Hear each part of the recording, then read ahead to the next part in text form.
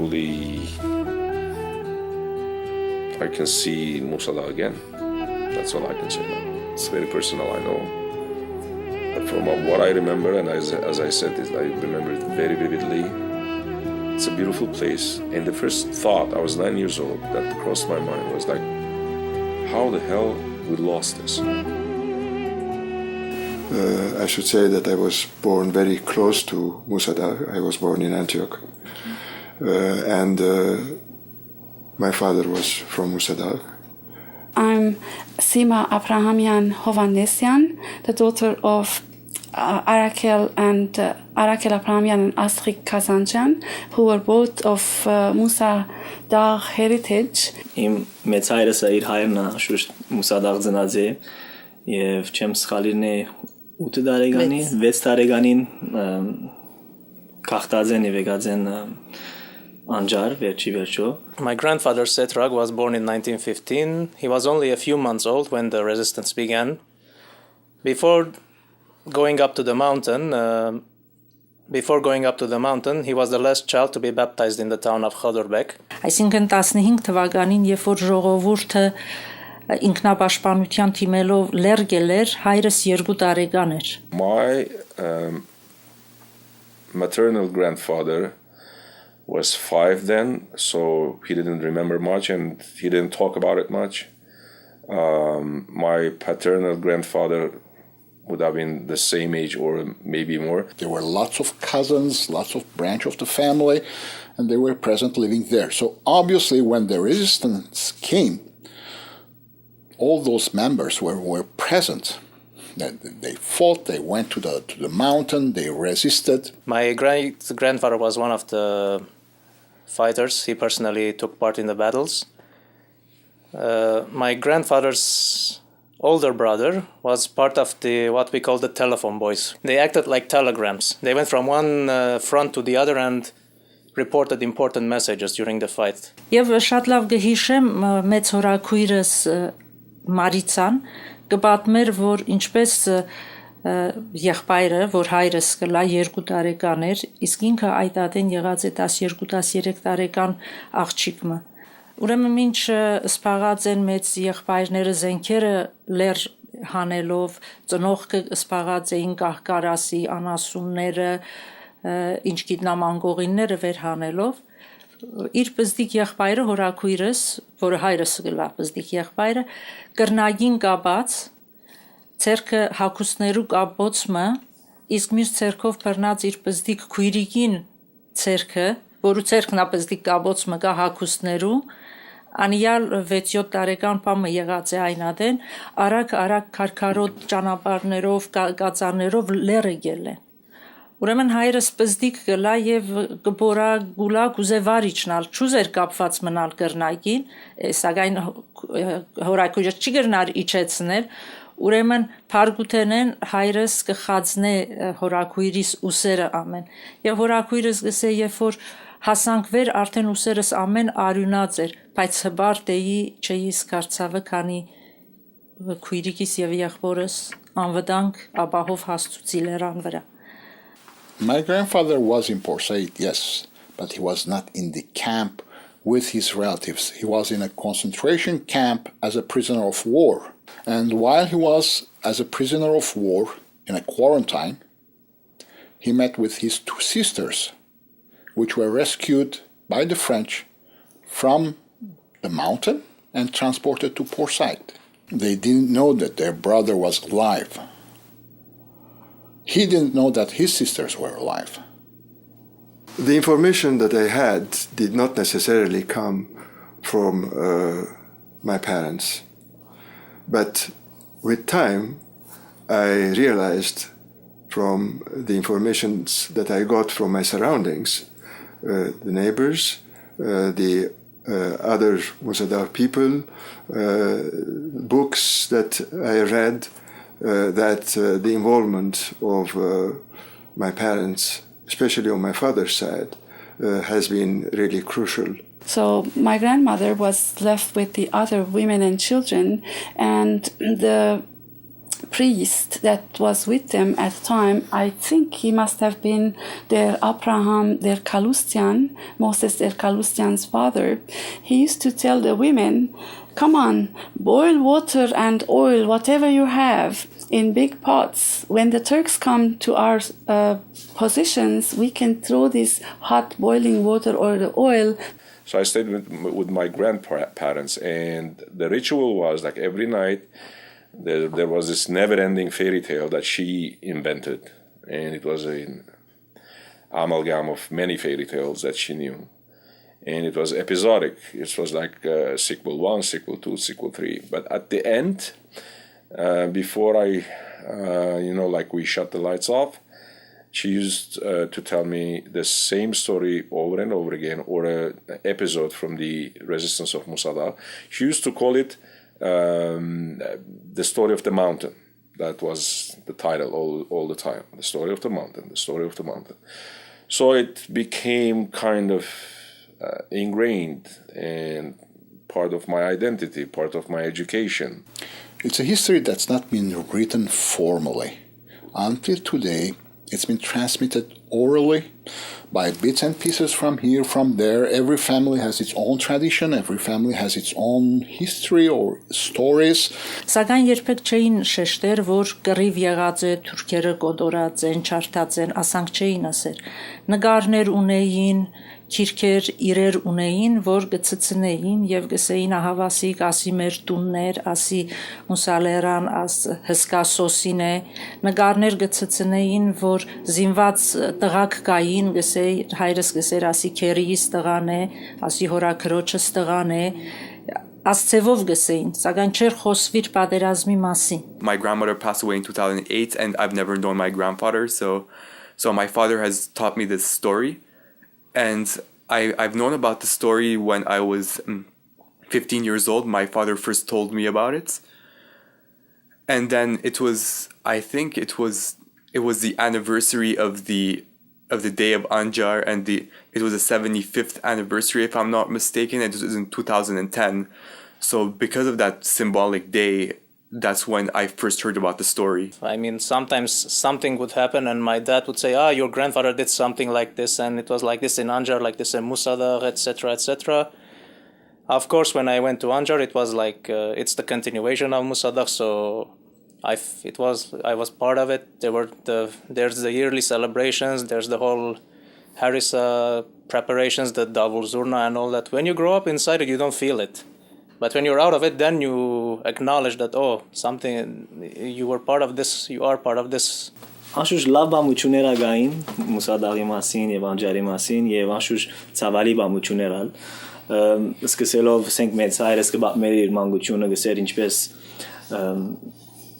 if բզիգեին արդեն իրենց դեղահանգն էին եւ արդեն ջաշ չունեին եւ ակի մարտիկ մահացան որտեվ ջաշի բագաս ունեին ուրիշ հիվանդություն եղավ մալարիան որ ակի մարդ ասենք ադգեց մահացավ նորեն հետո գբացմե իրենց երբ որ դեղահանարին բերին անջար ցկեցին իրենց ինչպես որեն այսինքն ոչ դուն ոչ բան եւ վերջի վերջո հիմա երտաս նայիսն անջար որ շատ եղած եմ արդեն ասես ինչպես աս մարտիկը ադվիճագեն հիմա ասվիճագին ասածեն որ շանտին բարակային ուրեմն իր մեծորը եւ մեծ մորը հետ լալուն բարական ինքը շատ մանգութենեն արդեն իրենց շատ տեսած է անոնք ոս չէին փնագեր անոնք անջար կփնագեին բայց քրեթե ամեն տարի գուկային եւ իրենց հետ կլային կոնե 4-5 ամիսը եւ ինքը ունեցած է հատ բախտավորությունը որ իր մեծ հայրը եւ մեծ մայրը տեսած է բավական մեծ հայրը մահացավ 2 տարի առաջ բայց այսինքն ունեցած է այդ շփումը իրեն իր մեծորի եւ մեծ մոր հետ որ շատ բան կփոխե որովհետեւ ինքը ավելի դերևս քիչ մտերեգություններ ունի որ դերևս ես չունիմ հիմա Unfortunately, I was very young at that time. He died when I was 14. So if I had the time to if I had the maturity to ask him the specific questions, yes, I would have. But unfortunately, I wasn't mature enough at that time. There's lots of things that I asked him, he answered, but I don't know. Something that my grandmother, God bless her soul, used to tell me almost every week, that there came a time It was during the third battle, the most ferocious battle, when we started, retreating because the Turkish army's pressure was very, very strong. And some of the fighters even thought, abandoning their posts and running away. And the panic, permeated to the camp where the people were stationed, or the Musa Daghs. And I don't know which derhire or which priest told the people that we're not going to be slaughtered by the hand of the Turks. We're going down to the sea, and we're going to drown there instead of seeing all the suffering, the rape and everything. We're going to go down to the sea and we're going to drown there.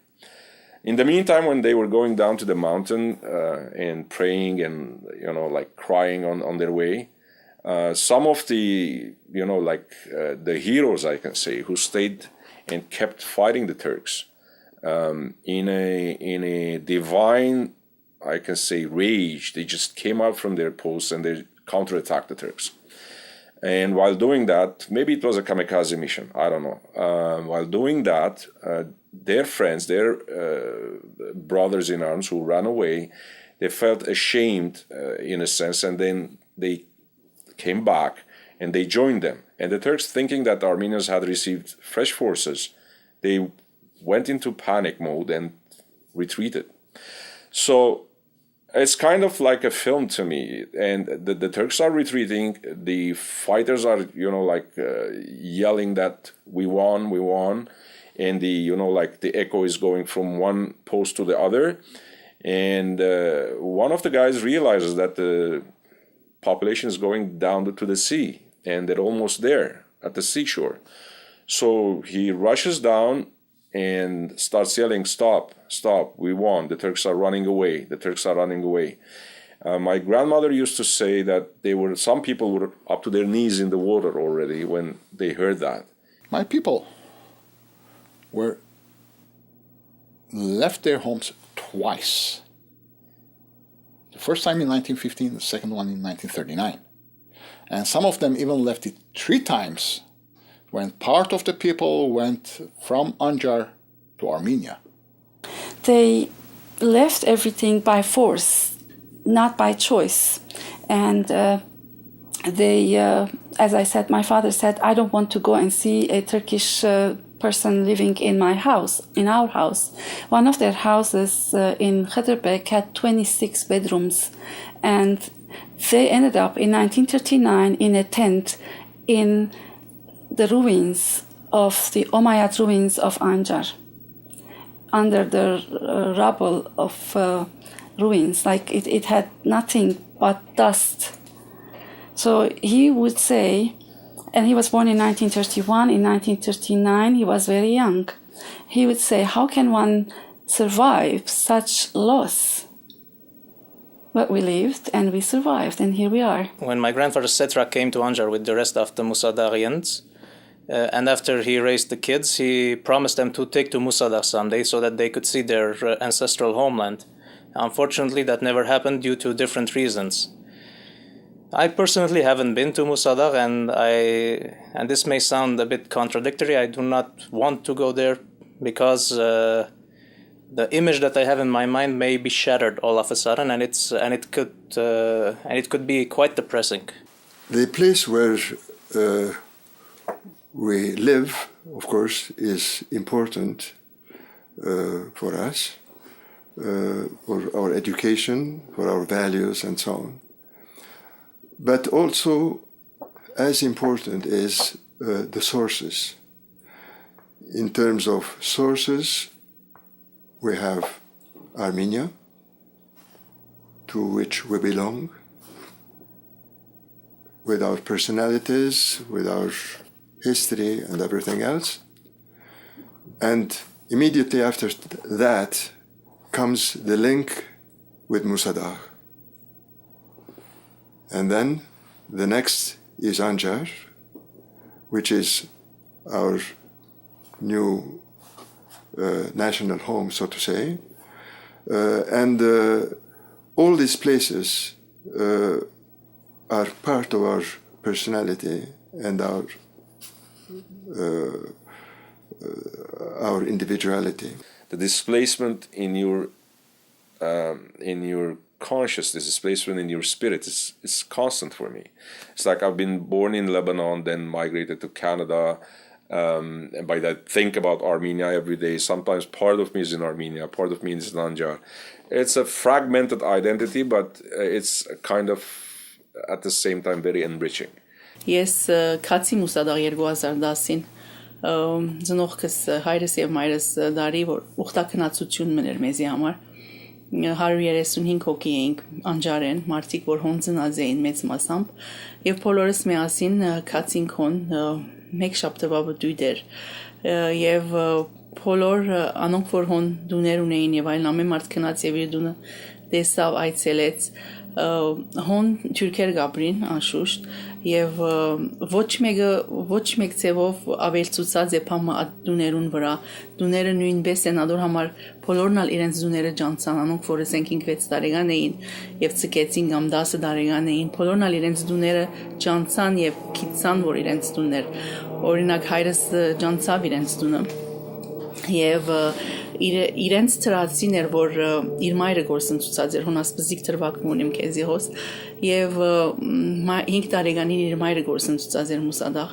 ուրեմն քնած եւ մորը քերեզմանը կտավ եւ մոմը բարեցին հոն շատ սկացական բաժին մներ որ ամենք ստացինք որ կտավ մորը քարը եւ անունը կրված էր որանի մոմը բարեցին այսինքն 80-85 տարեկան էր եւ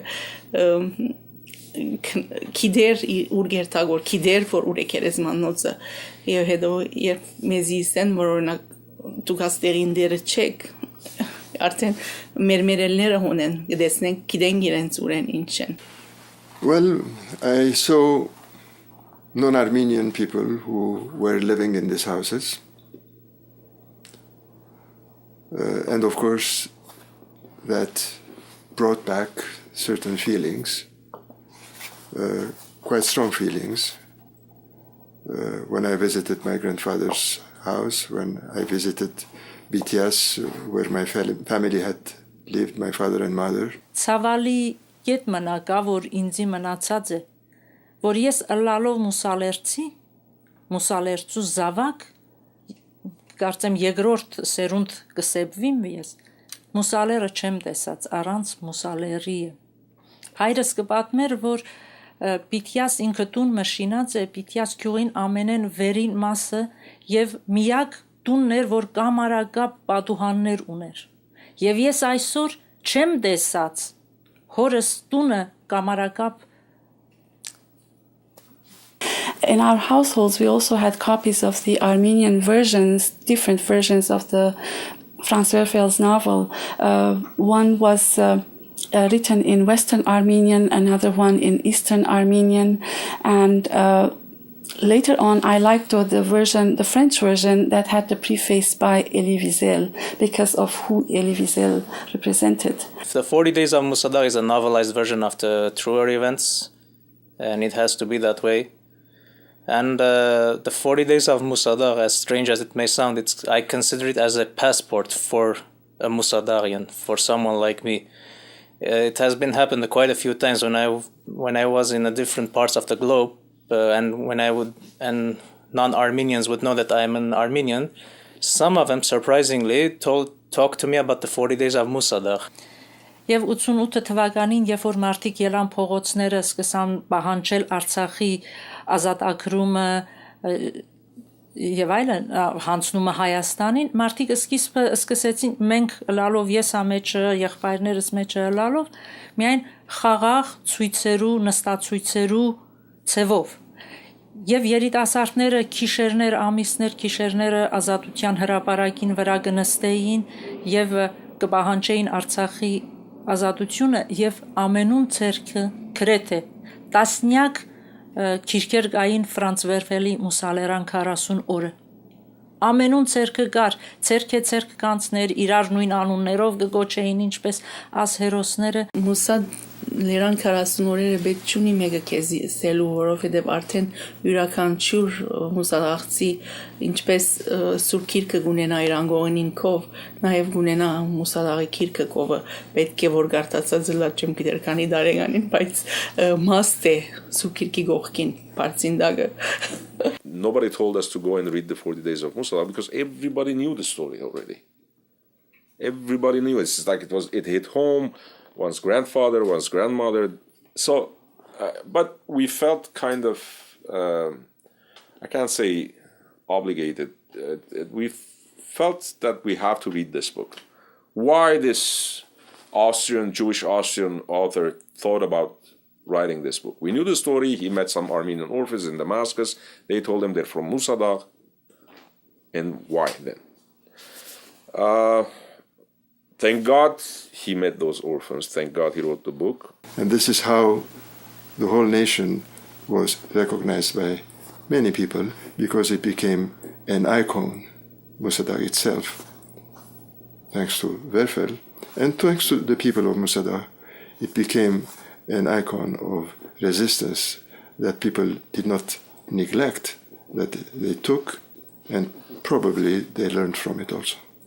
Ես այն ադենը սկսա կարդալ, սակայն չգրծա, որով բզդիկ էի շատ ավելի սկացական կմոդենայի և չէի գրնար կարդալ։ Հայրս փորձեց կարդալ, բայց հայրս անանքա չգրծավ մինչև վերջ կարդալ քիրքը, քանի մե էջ կգարդար, գհուզվեր, կտներ մեկտի, քանի մե էջ կգարդար, ի վերջո այդ չափ ինքը մասնագից էր, որ չէր գրնար մինչև վերջ կարդալ։ Վերջը ես տեսա, որ հայրս ասանքով չլար, հորս ասի ես քեզի համար կգարդամ, ես կգարդայի իրեն համար, ինքը հուզվեր, գուլար, վերջը ցկեցի քիրքը, անանքա չգարդացի, մինչև որ բավական տարիքով մեծ էի, արդեն դպրոց կաշխատեի ուսուցչություն գնեի, այն ադենը ցևով մը գրծա կարդալ, ինձի համար շատ դժվար էր կարդալը, շատ ծանր էր, հակառակ որ քիրքը աղվոր կկարդացվի, բայց չէ որ ես ինքս մեջը գսկամ, ինձի ծաներից կուքար կպատկերացնեի այդ ամենը, կպատկերացնեի ծնողքիս, մեծ հայրերուս, մայրերուս, մյուս ասկագաններուն, աս ամեն կոնտեքստի մեջ և դժվարանայի։ What were we before the resistance? We were hunters, we were fishermen, we were laborers, we had beautiful orange orchards and everything. That was it.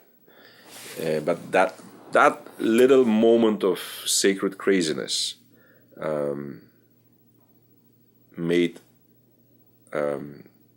us who we are today. It made history, and it's one of the small little flames through the darkness of the genocide. The Armenians of Anjar are tough people. Sometimes stubborn. And in retrospect, when I think about it, it is such a good thing for them to be tough people, stubborn people. Otherwise, they wouldn't have resisted.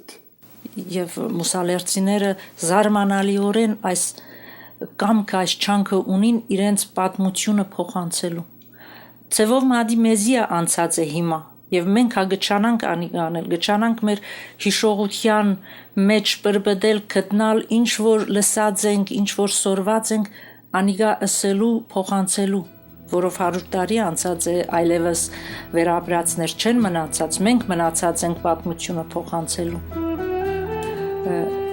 Եվ փառքուպատիվ մեր մեծերուն, մեր ծնողքին, մեր մեծ հայրերուն, մայրերուն, որ գրծան հասկանան։